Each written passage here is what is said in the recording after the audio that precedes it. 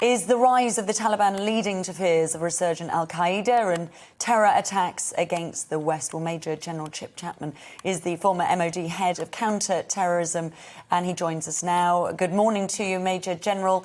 Yes, I mean, many of us having those fears, and those concerns now with the takeover of the Taliban in Afghanistan. We'd love to get your thoughts this morning on that.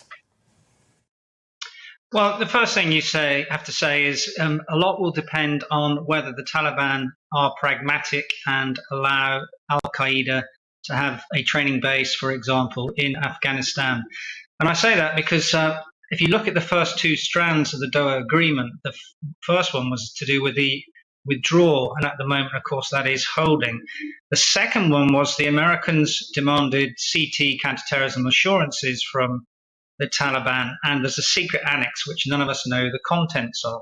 Now, if that was to be the case, that the Taliban do not allow Al-Qaeda or any other foreign terrorist groups to operate or train from their territory, that would actually be a strategic success.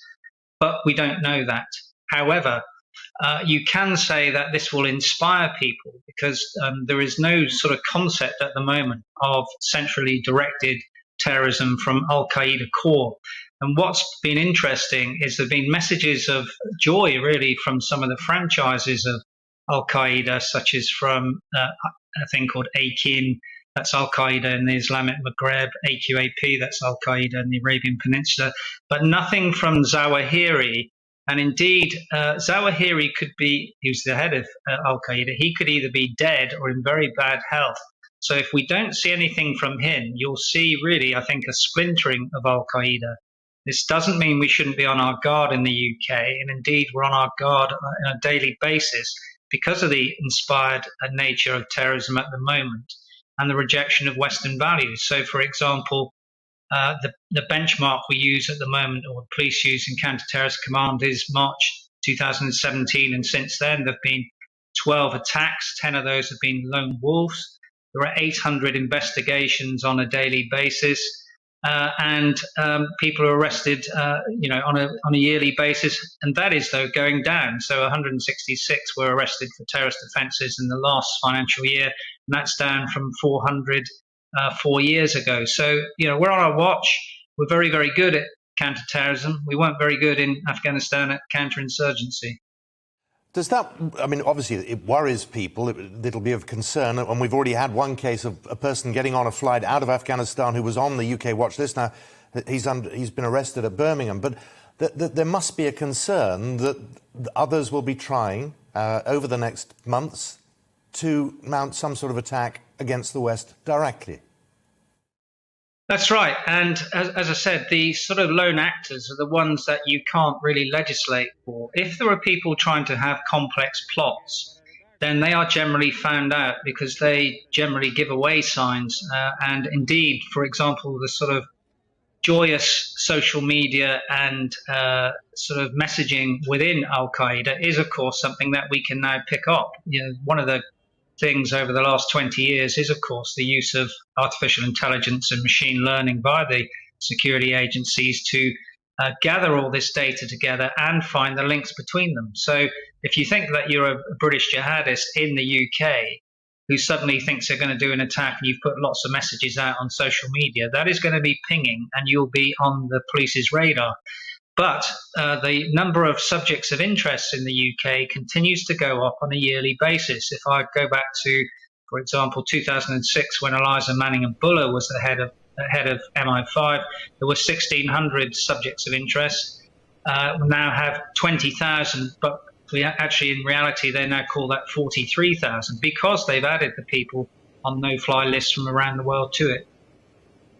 And, we often focus on Al-Qaeda, but is the real threat the Islamic State? Just to sort of define that for us, because I think a lot of people sort of very much think about Al-Qaeda and, the concerns with them. But just explain that for us, clarify. Well, Al Qaeda, IS,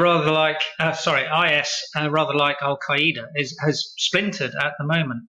Now, there is an IS franchise in Afghanistan called IS Khorasan. They actually hate the Taliban, and the Taliban hate them. And you're likely to see there, for example, the Taliban actually going out and destroying ISK. Now, you might sort of say, why is that? And that is because IS see the Taliban as pragmatic. And if you're a really hard-nosed jihadist on the right of arc of segregation, where everyone is marked by death because you either promote democracy, pluralism, or other religions, then you don't have any pragmatism. And that is why there's a sort of schism there. One of the illustrations of that was there was an Eid ceasefire in Afghanistan between the government and the Taliban in 2018. ISK went ballistic about that, calling the Taliban the apostate Taliban. And if you're an apostate, you're someone who's rejected Islam. So there's a real schism between IS and the Taliban. So the celebrations that they've sort of said at the moment are only sort of in the marketplace. They are not the reality of the doctrinal splits between them. Now, lots of people would say there is no purpose of going to fight and die for IS, particularly in the Middle East. The proto-state of the caliphate is dead, and the idea was too soon, too early, and won't work. Why die for that?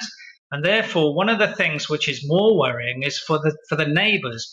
And that is exactly why Russia and China actually want the Taliban to also make sure that they don't have foreign groups present in Afghanistan, because you have other groups, for example, a group called ETIM, the East Turkestan Islamic movement. They could have a jihad against China because of the position of the Uyghurs. And you also have the Islamic movement of Uzbekistan, who could threaten the stands south of Russia, that Tajikistan, Uzbekistan, Turkmenistan. And so both those countries also want a secure environment and have put pressure on the Taliban. So you have this sort of quite weird situation where everyone wants the Taliban to play ball for the future. Very quickly, you talk about pragmatism, the pragmatic approach over the coming weeks, months, see what happens in Afghanistan. But at some point, you've got to talk with the Taliban, haven't we?